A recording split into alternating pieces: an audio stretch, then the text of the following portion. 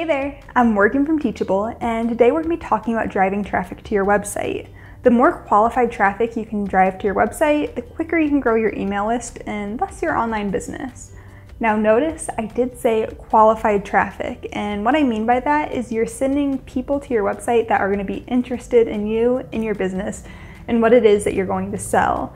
If you have a very broad website, like a lifestyle blog for example, but you're selling a very specific course, having a ton of traffic might not necessarily benefit you because a lot of the traffic isn't going to be interested in your course. On the flip side of that, if you've got a very niche website and a very niche course, the traffic you get to your website will probably be interested in buying your course. First, let's talk about the 3 basic places traffic comes from. Now, there are a million different ways that somebody can land on your website, but the most popular 3 are through search engines, through social media, and through email marketing. Let's start by talking about SEO, and before I dive into it, let me say that this is such a massive topic that we couldn't possibly cover in just one video or probably even 2 or 3, and a lot of people are super intimidated by SEO, but even if you just know the basics, that can make a huge difference in your marketing strategy and you can start getting your website ranked by Google.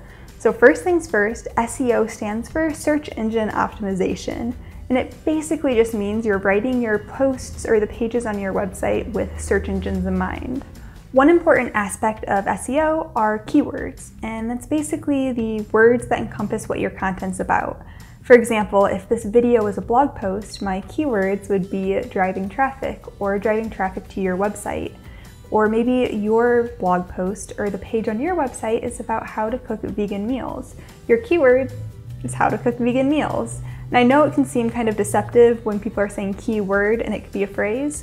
Sometimes it is a single word, like maybe your website is everything yoga. The main keyword for your site is probably yoga, but you might have different keywords within different pages. For example, if you have a beginner section, it might be yoga for beginners, or if you've got an inversion section, it might be yoga inversions. For the purpose of this video, I'm going to pretend we're just trying to optimize a blog post to simplify things. But basically, if you've got your keyword and it's yoga for beginners, you're going to want to interject that a few times throughout the body of the post, in the title, and in the headers. And speaking of headers, you do want to make sure you're actually using them in your blog posts. That makes it easier to read, more scannable, and easier for the Google site crawlers to understand as well. Now let's talk about linking. Every time you publish a new blog post, look to your old blog posts and see if you could link to that new one within the body of those posts. And when you're writing new blog posts, try to link to old blog posts. That's just going to create a web that makes your site stickier so people stay on it for longer, and it helps Google think, hey, this is a really valuable page because it is not only giving this information, but it's directing people to other helpful sites too. Now, like I said, SEO is a massive, massive topic, and that's just the tip of the iceberg. But even just following those little steps can make a huge difference, and you can start seeing traffic from search engines like Google. Now let's talk about driving traffic with social media. And social media, like SEO, is a huge topic. There are so many social media sites, and you do not have to be active on every single one. I really just recommend focusing on maybe 2 or 3. Personally, I think the most valuable social media site for website owners is Pinterest, and I know a lot of people think that Pinterest is only for, women to share recipes and fashion posts on, but that's not the case anymore. In the past, Pinterest definitely was a more woman-focused platform, but men are really catching up and the demographics are evening out, and there is just such a massive audience on Pinterest if you learn how to use it correctly. And luckily, Pinterest is pretty simple. You just need to be posting high-quality pictures that link back to your website and have search engine optimized captions. So you will be using SEO on social media too. Pinterest is really cool because it acts like a search engine in itself, and your pins gain momentum the longer that they've been pinned. For example, there are pins that I pinned 4 years ago on my personal blog that are still bringing at least 100 page views to my website today, 4 years later, and I haven't touched them since. Facebook is a lot like Pinterest in that there are audiences across the board on Facebook. So basically, whatever your niche is, you can probably find your audience on Facebook. You can create a page, you can create a group. No matter which one you create, just make sure you're regularly engaging with your audience there and sharing your new content. Instagram is my personal favorite social media site, and if you've got a visual brand, it could be really great for you. For example, if you create DIY tutorials on your website, you could create your finished product images on your Instagram and then link to them and say, hey, if you guys want to learn how to make this yourself, check out the link in my bio.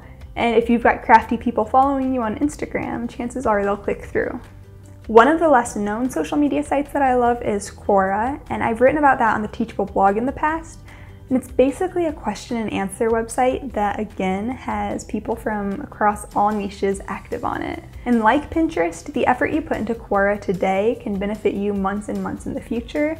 I did a lot of Quora-ing for Teachable when I started working here, and I've got a lot of my Quora answers on the first page of Google. Just because Quora is such a big website, it ranks really easily for specific search terms. And if your answer gets the most upvotes, it's the one that's going to show up in the snippet on the front page of Google, which is awesome. Basically, to use Quora, I just recommend looking for questions people are asking within your niche, giving long form and super helpful answers, and then ending your answer with, hey, I know that was a lot to take in.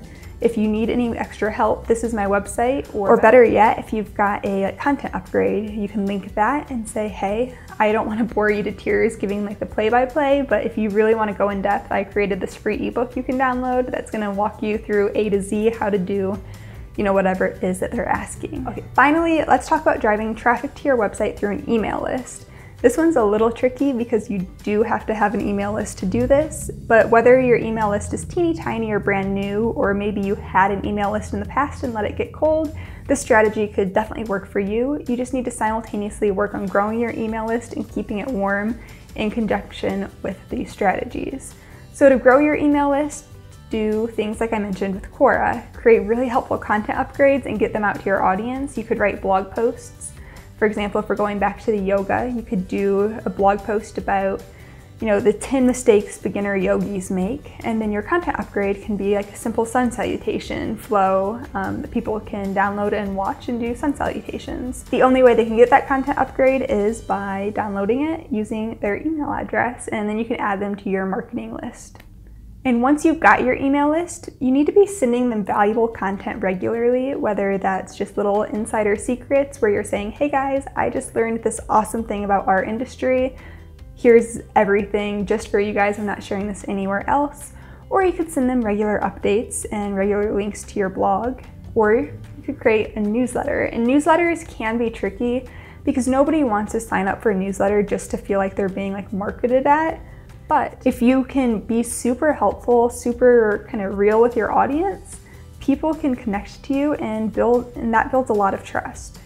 You need to provide value within the newsletter, and then you can link to your own blog posts. For example, I wouldn't just say like, hey guys, in today's newsletter, I'm letting you know I wrote a new blog post, you can click it here. Instead, I would say, you know, if my blog post is 8 ways to take care of your indoor garden, I would say, here are 5 mistakes indoor gardeners make, and that would be my, you know, newsletter. And at the bottom of the newsletter, I'd be like, and here are 8 things that these beginners could do to fix those mistakes, 8 ways to take care of your indoor garden, something like that.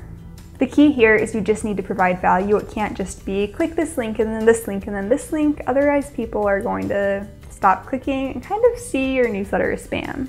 Other than that, that is all I have for you for driving traffic to your website. There, like I mentioned, are so many different strategies you can use, but those are the basics. I hope this video helped you. As always, if you have any questions, leave them in the comments. If you found it helpful, you can give it a thumbs up and subscribe if you want to see our next video. Otherwise, I will be back next week with another. Bye!